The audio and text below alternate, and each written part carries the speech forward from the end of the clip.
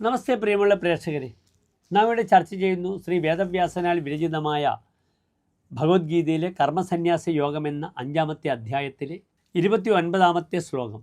അധ്യായത്തിലെ അന്തിമ ശ്ലോകമാകുന്നു 29-ാമത്തെ ഇപ്പോൾ നാം ഇവിടെ ചർച്ച ചെയ്യുന്ന ശ്ലോകം.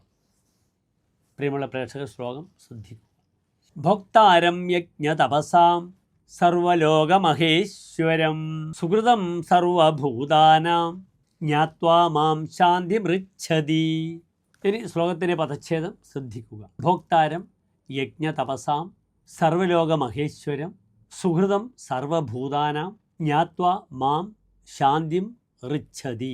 ഇനി ശ്ലോകത്തിൻ്റെ അന്വയം ശ്രദ്ധിക്കുക.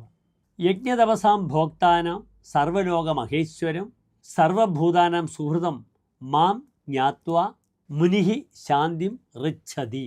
ഇനി ശ്ലോകത്തിൻ്റെ സാരാംശം ശ്രദ്ധിക്കുക.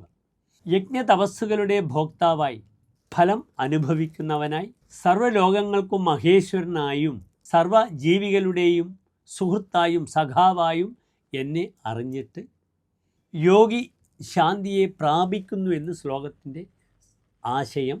നമസ്തേ.